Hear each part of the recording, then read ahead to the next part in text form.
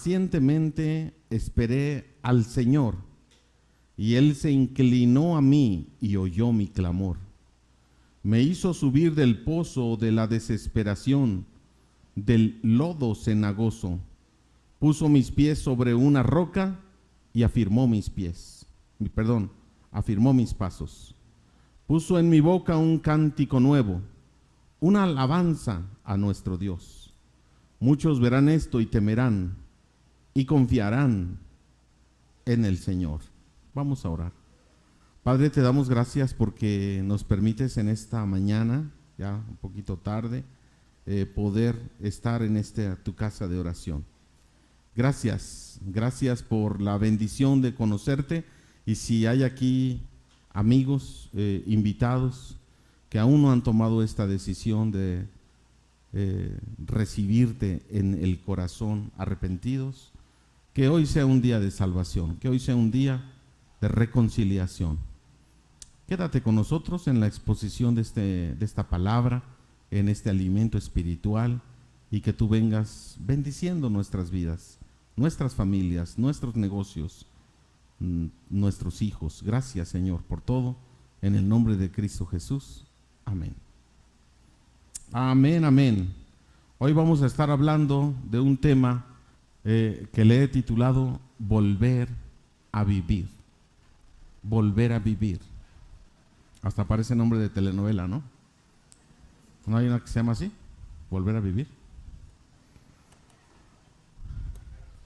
Muchos de nosotros en nuestra vida cristiana, ya que conocemos a Dios, pues hemos experimentado, yo creo que la gran mayoría, momentos tristes, momentos de aflicción, momentos donde nos sentimos vacíos, ya siendo cristianos. Estoy hablando de ya siendo cristianos. Oramos, sentimos que Dios no nos escucha, nos sentimos secos, vacíos, sentimos deprimidos, sin ganas de orar, sin ganas de congregarnos, de cantar alabanzas y demás. También recordando cuando no conocíamos de Dios y cómo nosotros enfrentábamos ciertas crisis en la vida, cómo enfrentábamos nosotros las aflicciones. Déjame decirte que el ser humano está expuesto al sufrimiento. Si tú no sufres, no eres ser humano. El ser humano ha sido diseñado para poder sufrir, porque a través del sufrimiento hay propósito. Pero el sufrimiento lo podemos enfrentar desde dos perspectivas. Una, el ser humano, el sufrimiento llega a hombres y mujeres por igual. El sufrimiento llega a ricos y pobres por igual. El sufrimiento lo experimentan personas que creen, que tienen fe, y a personas que no tienen fe. Es decir, el sufrimiento es parte de la vida de un ser humano. Y entonces, pensando en esta circunstancia, ¿cómo lo enfrentamos? Solamente hay dos maneras de enfrentar el sufrimiento, porque el hombre es débil. Bien lo dice el profeta Isaías.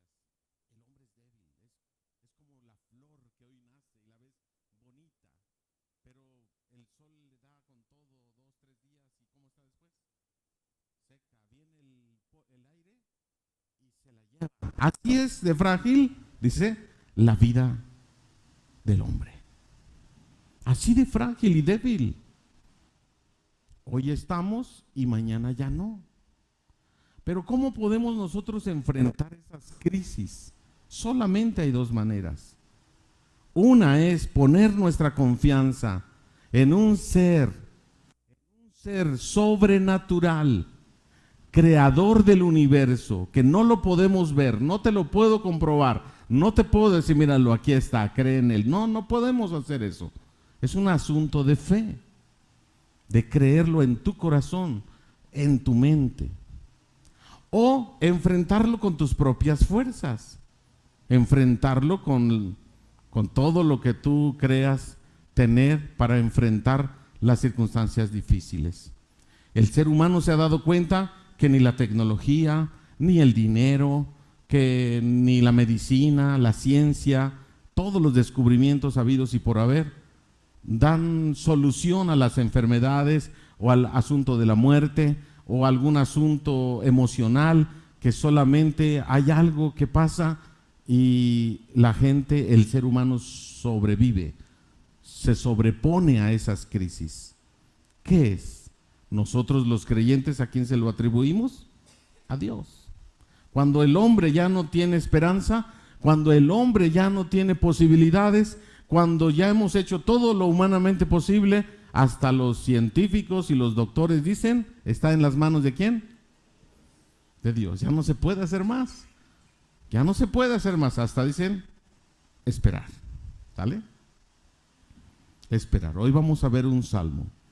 Volver a vivir. Volver a vivir, porque esos momentos de crisis nos tienen que hacer más fuertes. Esos momentos de dolor y de llanto nos tienen que hacer más fuertes. Por eso es volver a vivir, porque en medio de las crisis, ya sea que conozcas de Dios o no conozcas de Dios, enfrentamos crisis.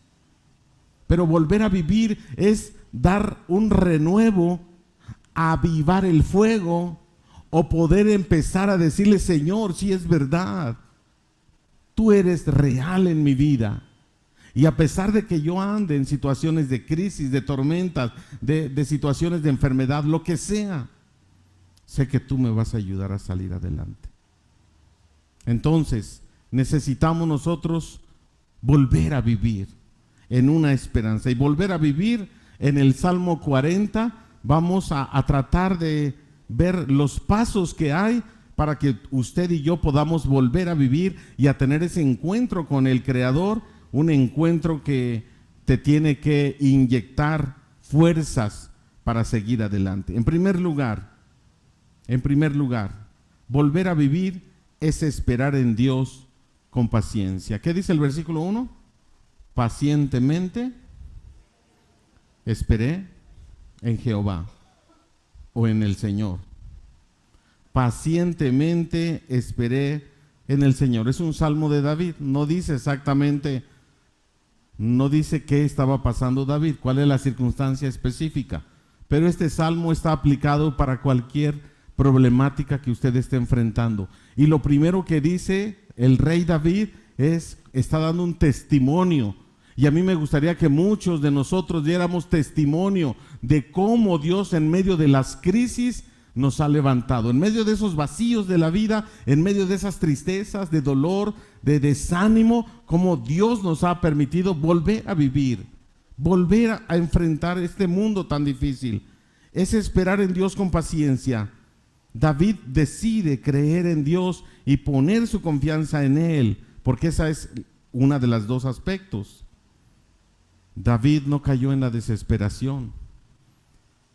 Pacientemente esperé ¿en quién? En Dios. Cuando nosotros estamos en una situación difícil y vamos a remontarnos tal vez a una situación donde no conocíamos de Dios, o la gente que realmente no conoce a Dios, cuando cae en desesperación, ¿a quién acuden? ¿A quién? No. ¿Cuáles son esas puertas falsas que el mundo te ofrece? Brujería, hechicería, adicciones. Porque son puertas que dicen rápido, aquí yo encontré la solución y ahí vas a encontrar. ¿Estás enamorado y mal correspondido? Mira, yo conozco a alguien que te puede hacer un amarre y lo va a dejar bien amarrado. ¿Sí o no? Puertas falsas. Puertas falsas del alcohol. No soluciona el problema, pero se le olvida por un rato. La droga, ¿qué pasa? ¿Por qué se drogan? Porque en medio de tanta problemática, en medio de tanta situación de tristeza en la vida, la droga hace que eso pase. Y por eso dicen que vuelan, ¿no? Vuelan, se elevan a los problemas, los dejan aquí y ellos se elevan. El asunto de las puertas falsas. el asunto de creer que hay ciertas cosas que van a traerme felicidad. Cuando yo me gane la lotería, cuando yo me case, cuando yo tenga un hijo, voy a ser feliz. Cuando yo termine mi carrera, voy a ser feliz. Cuando yo tenga mi casa propia, voy a ser feliz. Ya dejar esta familia que como me hostiga. Cuando tenga mi propia casa, voy a ser feliz. Y tiene su propia casa y es el más infeliz. Y tiene un trabajo excelente con una ganancia excelente, es el más infeliz o la más infeliz. Porque están tratando de llenar esos vacíos en algo que se agota, en algo que se acaba, en algo que no tiene llenadera, que es su corazón vacío. Corazón vacío no tiene llenadera. Le metas lo que le metas. Pero dice David, yo pacientemente esperé en Dios. ¿Qué significa pacientemente? Que no me apresuré a buscar las puertas que me ofrecían soluciones, pero que me alejaban de Dios. Escúchame bien, me ofrece una solución a mi problema, pero me aleja de Dios. Hay muchas tentaciones al respecto, hay muchas maneras, y cuando no tenemos el discernimiento y cuando no tenemos la madurez espiritual, ahí vamos, en deudas, tarjetas al tope, y luego ¿cómo las vamos a pagar? Estamos en una situación de desesperación y tratar de buscar la solución en nuestras propias fuerzas. Vea cuando Abraham y Sara buscaron soluciones en sus propias fuerzas. Dios les dijo que les iba a dar un hijo o les iba a dar descendencia y su descendencia iba a ser innumerable. Pero pasaron 15 años, 20 años y no había nada. Ya estaban los dos viejitos y dijeron, ¿qué hacemos? Vamos a ayudarle a Dios y a buscar soluciones. Muchos de nosotros andamos buscando soluciones y la solución de ellos fue que Abraham tuviera relaciones con Agar, su sierva, y el hijo iba a ser de Sara, el hijo de la promesa. Y Dios le dijo, no, no es por ahí. Te dije que tú y Sara iban a tener un hijo. ¿Por qué no me has creído? ¿Y cuál fue la consecuencia? Lo que vemos ahora en el Medio Oriente, guerra, guerra y guerra, años, siglos en guerra. Ismael contra Isaac. Por querer ayudarle a Dios, las cosas no salen bien, las cosas no salen bien. Y luego estamos batallando con las consecuencias, sufriendo. ¿Por qué? Porque no pudimos tener la paciencia de esperar en Dios, el discernimiento de la ayuda que proviene de Dios. Porque no pudimos nosotros decir, Señor, dime de qué manera tú vas a darme solución a esta crisis que estoy enfrentando. Cualquiera que sea tu crisis, ¿tienes crisis económica? ¿Tienes un problema matrimonial? ¿Tienes una enfermedad grave?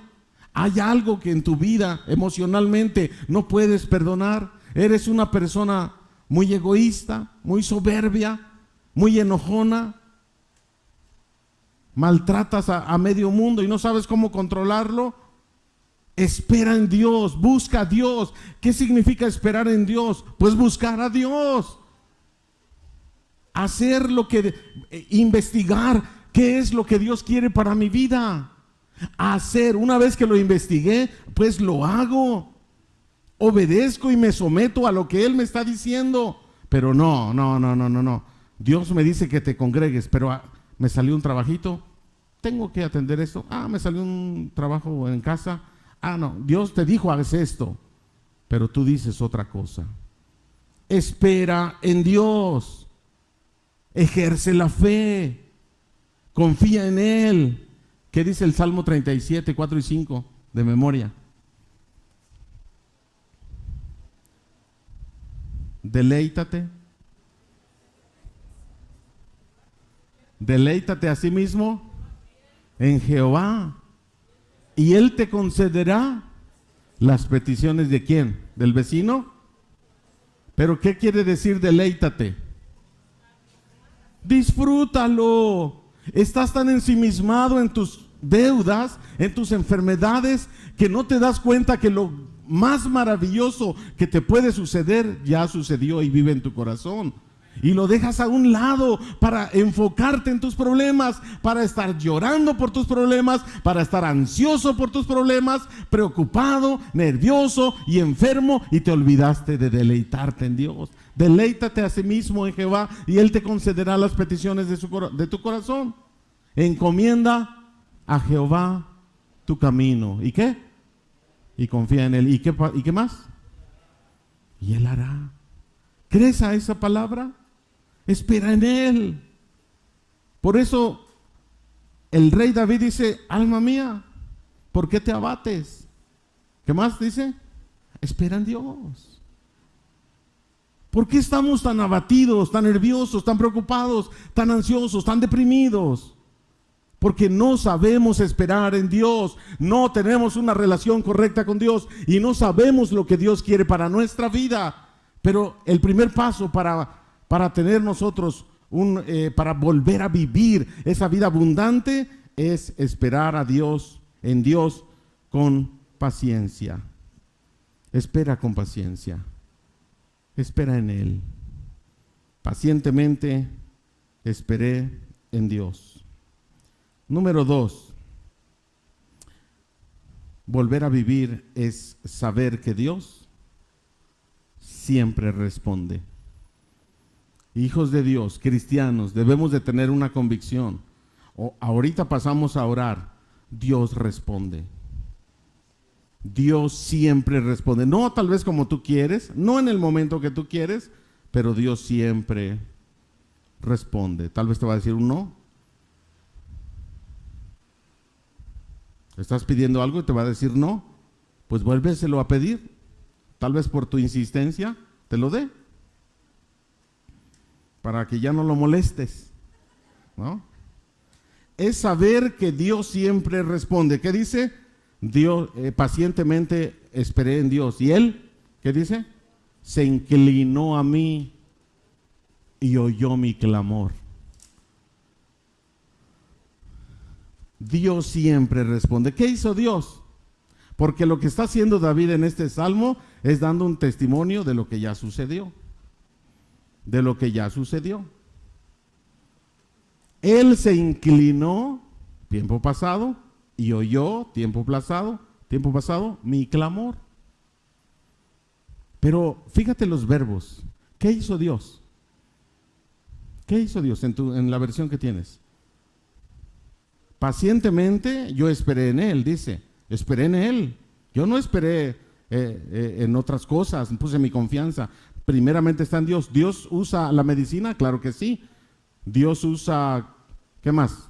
A los doctores, la ciencia. Creemos que Dios lo usa, todo eso. Pero es Dios el que tiene la última palabra. Pacientemente esperé en Dios. ¿Y Él qué hizo? Se inclinó. ¿Qué dice esa versión, Magali? Aceptó atender. Aceptó atender mi ruego. Me dio audiencia. Me dijo, a ver, pásale. Me dijo, o sea, usted está pidiendo, como aquel ciego Bartimeo, Jesús, hijo de David, ten misericordia de mí. Y ahí gritando atrás en medio de la multitud. Jesús ya lo había escuchado, pero lo dejó un ratito gritar, a ver si se le acababa la garganta, la voz. Pero no se le acabó.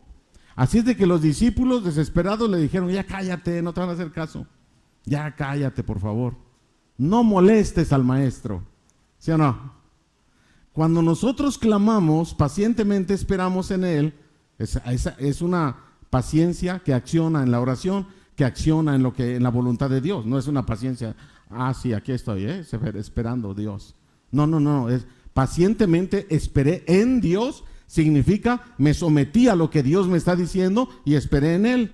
No vi el resultado rápido, no vi el resultado a como yo quería, pero yo esperé en Él. Es el momento de Dios, es lo que Dios quiere hacer en mi vida, yo esperé en Él.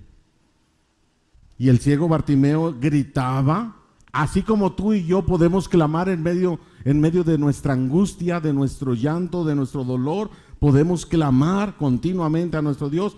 Pero aquí lo importante es lo que dice el Salmo. ¿Dios qué hizo? Se inclinó. me aceptó escucharme.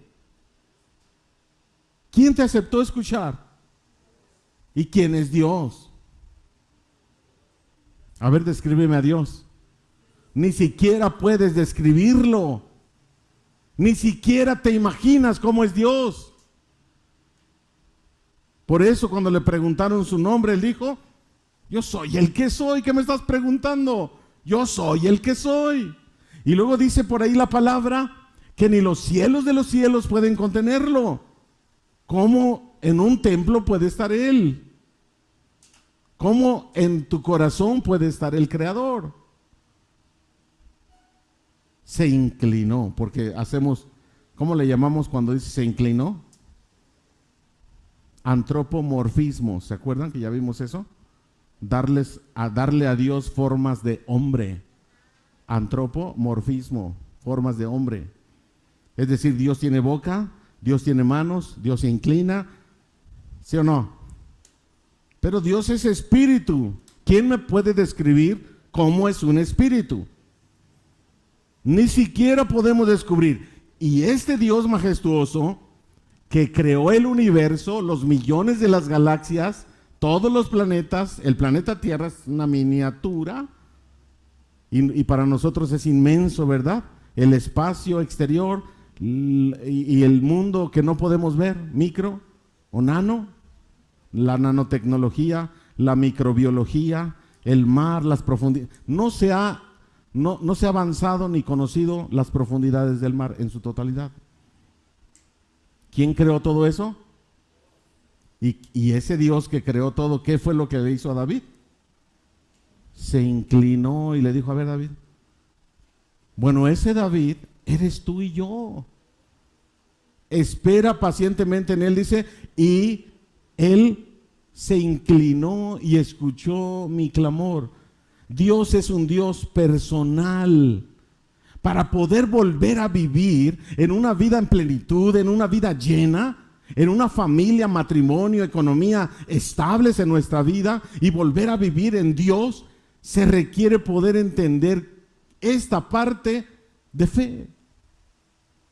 ¿Quién es Dios? Se inclina, un Dios personal, y escucha mi clamor. Si al mismo tiempo 1,000,000 de personas están orando, Dios dice: a ver, permíteme. No, permíteme tú. A ver tú. ¿Qué me dijiste tú? No, tú. ¿Así está Dios? ¿Cómo es la inteligencia y la sabiduría de Dios? Infinita. ¿Puedes comprender eso? Las mujeres más o menos pueden comprender, los hombres no. Los hombres o una cosa u otra. Las mujeres pueden estar atendiendo 3 cosas a la vez. Más o menos pueden entender, ¿no? Ahora eso al infinito. Los hombres dicen: no, a ver, permíteme. Espérate que me están hablando acá, ¿no? Imagínate ese Dios que dice: ¿qué me estás diciendo, Daniel? Y te mira a los ojos y se inclina, porque Él es el creador, y se inclina y te dice: a ver, ¿qué? Te atiende. Pacientemente esperé en Dios y Él se inclinó a mí y oyó mi clamor. Hermanos, amigos que hoy nos acompañan, Dios siempre responde. Siempre. Y cuando se dice siempre, es siempre. Nunca vaya a estar diciendo usted: Dios no me oye, Dios no me hace caso, ya no voy a creer en Él. ¿Así es Dios? Siempre responde. No es como tú quieres, no es al momento que tú quieres, pero siempre responde. Para volver a vivir debemos entender estos pasos. Espero en Él, pero voy a esperar con paciencia, porque siempre responde. Es que ya pasaron 10 años, 15 años, no me ha respondido. Él te va a responder. Número 3, volver a vivir es experimentar su poder. Versículo 2. Versículo 2. ¿Qué dice? Me hizo sacar del pozo. Me hizo subir del pozo de la desesperación y del lodo cenagoso. Ahora, ¿cuál es el pozo de la desesperación? Del lodo cenagoso. ¿Cuál es? Tus aflicciones, cualquiera que sean, enfermedades, economía, familia, vicios. Ese es el pozo cenagoso. Y cuando ya estaba en el pozo, ¿qué significa estar en el pozo? ¿Tocando qué? ¿Cómo se dice en doble A? Tocando fondo. Pero no es un fondo normal, es un fondo cenagoso. Que si te mueves, ¿qué pasa en un pantano? Te hundes. Que si quieres salir en tus propias fuerzas, te hundes, necesitas ayuda. ¿Me explico? Y vamos entendiendo hacia dónde nos lleva Dios. Tú no puedes. Se necesita experimentar el poder de Dios para que tú puedas salir de ese vacío, de esa tristeza, de esa crisis, de esa situación que vives continuamente como seres humanos. Necesitamos experimentar el poder de Dios. Me hizo sacar del pozo, ¿de dónde? De la desesperación, del lodo cenagoso. Ahora escúchame lo que dice este salmo. Y se inclinó a mí y luego me hizo sacar del pozo de la desesperación, del lodo cenagoso. Obviamente es un lenguaje poético. Es un lenguaje. ¿Usted cree que sí estaba en un pantano? Literalmente. Pero tiene mucho sentido lo que la poesía de David está diciendo. El salmo, el cántico, la salmodia, ¿no? Estos se cantaban, el pueblo judío los sigue cantando, yo creo, en la actualidad, pero en las reuniones las cantaban los salmos. Y luego cuando dice, me hizo sacar, es el poder de Dios, el único que me puede sacar del pozo, de los vicios, del problema familiar, de la crisis económica, de una situación de enfermedad. No importa cuál sea el problema, el único que puede ayudarme es Dios en su poder. Por eso yo espero en Dios. Por eso Él se inclina y oye mi clamor. Y cuando me ve ahí todo abandonado y sucio, ¿cómo está una persona en un pantano, en el lodo cenagoso? Sucia. Dice, me hizo sacar del pozo de la desesperación.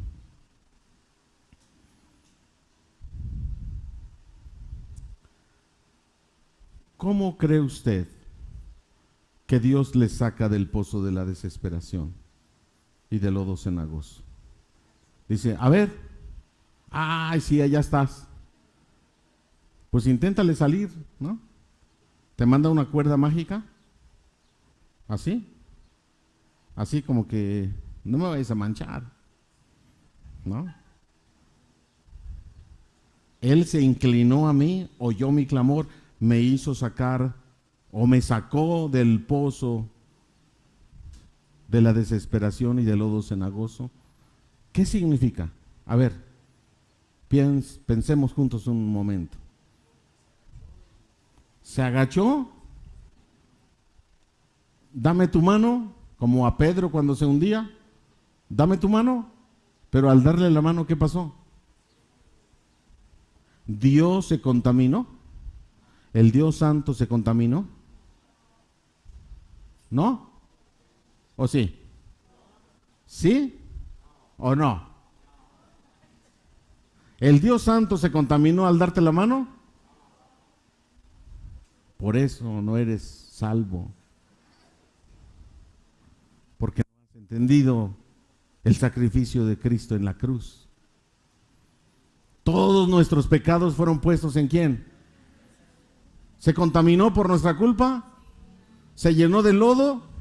¿Se apestó por nosotros, nuestra apestosidad? Sí.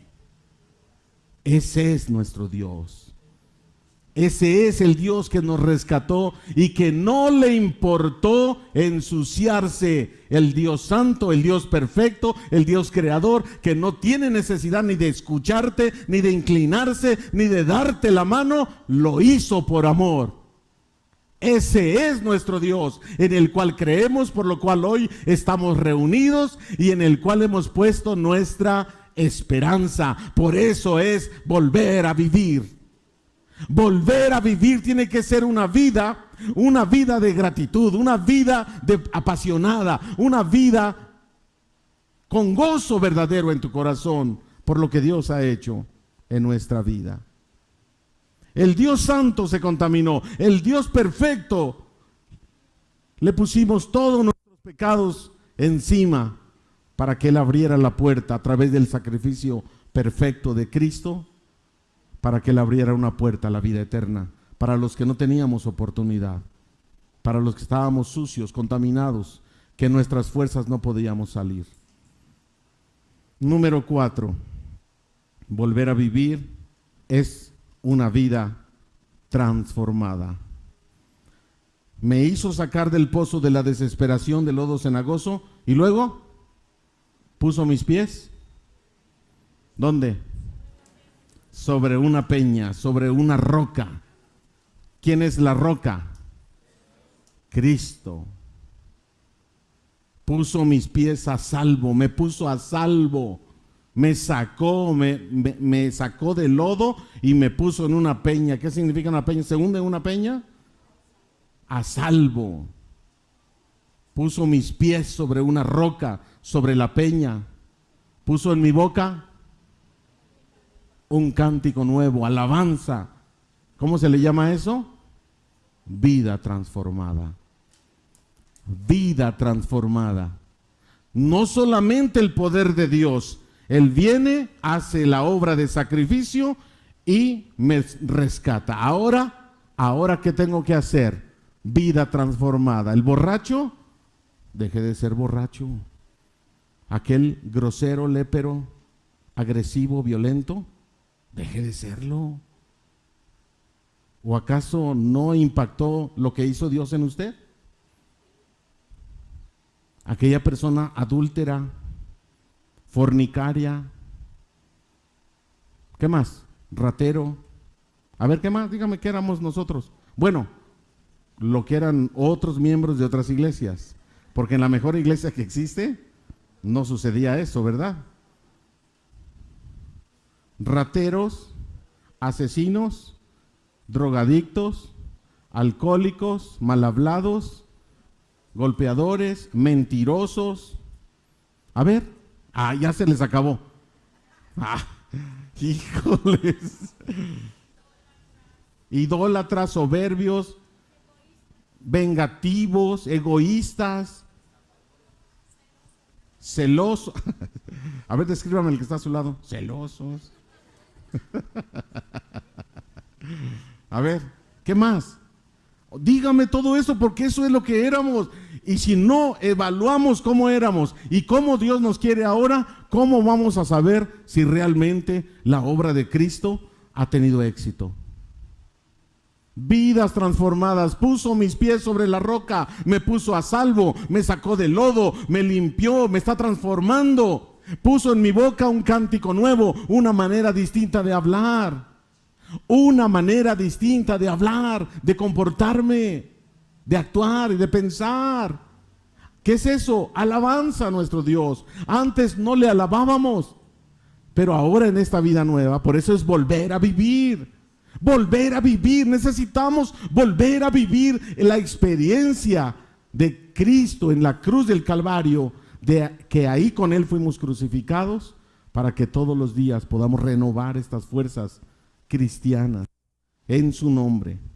Dice un antiguo pensador griego que hay 5 pasos para establecer un estilo de vida. Ahora está hablando de esta vida transformada, para un estilo de vida. En primer lugar, los pensamientos condicionan las acciones. ¿Estamos de acuerdo?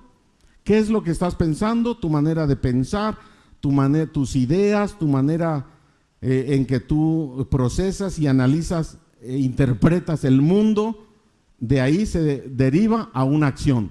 Tú vas a tener acciones en la vida de acuerdo a tus pensamientos, porque si no, pues estás loco, ¿no? O eres bipolar, estás enfermo, o eres esquizofrénico, tienes multitud de personalidades, o tienes un problema ahí grave, pero si tú eres congruente de lo que piensas y lo haces, pues entonces, o no, ¿verdad? Porque somos expertos en decir y pensar cosas y hacer otras. Pero bueno, no debería de ser. Pero dice esta persona que el primer paso para establecer un estilo de vida es que los pensamientos condicionan las acciones. ¿Vale? Ya estamos ahí, no hay problema. Número 2, las acciones determinan tu conducta o tu comportamiento.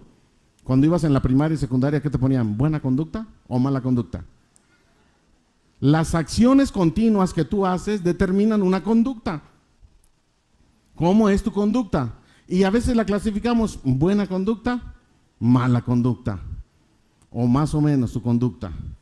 ¿Sí? Pensamientos, acciones, y las acciones llevan a una conducta. Tú te estás caracterizando por ya tener cierta conducta, cierta tendencia a una conducta buena o mala. Las conductas, ya tengo una conducta, generan hábitos, hábitos buenos o hábitos malos. ¿Cuál es tu conducta diaria?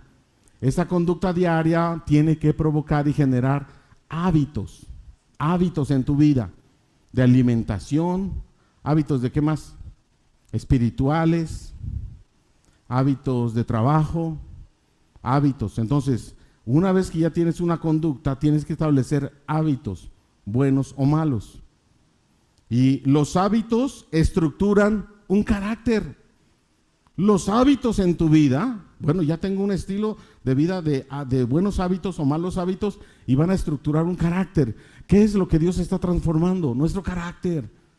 ¿Qué es lo que va a preservarse hasta la eternidad? Nuestro carácter. Parecidos a Cristo. Carácter. Ya tenemos un carácter formado, ya tenemos madurez en ese carácter. Y número 5, el carácter marca un estilo de vida. El carácter marca un estilo de vida. ¿Cuál es tu estilo de vida? ¿Cristiano? ¿En qué se caracteriza un estilo de vida cristiano? ¿Amas a Dios con todo tu corazón? ¿Amas a tu prójimo como a ti mismo? ¿Sí? Ahí se engloba todo, en el amor. Entonces, vidas transformadas. Y en último lugar, volver a vivir es agradecer con nuestra vida. ¿Cómo termina el versículo 3? Dice, me puso sobre la peña, puso en mí un cántico nuevo, alabanza a nuestro Dios. ¿Lo verán muchos y temerán y confiarán. Lo verán muchos y temerán. Lo verán muchos y confiarán. ¿Cuál es el propósito por el cual Dios se inclina y nos saca del pozo donde estábamos? ¿Cuál es el propósito? De que otros nos vean. De que otros nos vean y que nosotros le digamos lo que pasó en nuestra vida. Que otra gente te pregunte, oye, tú eras un mal hablado, eras un borrachote, eras un mujeriego, eras esto, aquello. ¿Qué pasó contigo? ¿Qué pasó? ¿Ahora eres peor? ¿No? ¿Qué pasó? Y es la oportunidad para decirle lo que pasó, tu experiencia con Dios. Lo verán muchos y confiarán o temerán o creerán. Creerán y confiarán. Porque cuando las personas alrededor nos observan, tú te darás cuenta que dices que eres cristiano. Ah, ¿tú eres cristiano? Ah, vamos a ver. Y dices una grosería. ¿Qué pasó? ¿No que eras cristiano? ¿No? Y voy a la mejor iglesia del mundo. ¿Cuál? Unifam, Coacalco. A ver, pero cuando te ven hacer algo equivocado, cuando te ven hacer algo mal, ¿qué te dicen? ¿Y no qué? Si nosotros mismos, cuando a nuestros hijos, a hermanos de aquí, y eso que ya es bautizado, y eso que es bautizado, y eso que va a la iglesia, o cuando los maridos o las maridas se equivocan y andan peleando y el esposo les dice, ¿para eso vas a la iglesia? ¿Para eso vas a la iglesia? ¿Eso es lo que aprendes allá? Voy a ir a hablar con el pastor, a ver si... ¿Sí o no?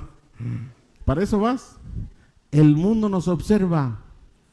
La gente sabe si en una iglesia hay seriedad, si en una familia cristiana de veras han tomado un compromiso con Cristo o no, o si nada más estamos jugando. Tiene que haber cambios, tiene que haber esa transformación. Necesitamos decirle a nuestro Dios, aquí está mi vida. Hoy vuelvo a ti, Señor. En mi vida cristiana he tenido muchos fallos. En mi vida cristiana me he alejado, no sé, no oro, no leo la Biblia, no tengo ganas, pero hoy quiero hacer un compromiso contigo. Hoy quiero hacer un compromiso de volver a ti. Vuelvo a ti arrepentido. Vuelvo a ti con mi corazón quebrantado. Aquí está mi vida. Cierra tus ojos y escucha este canto.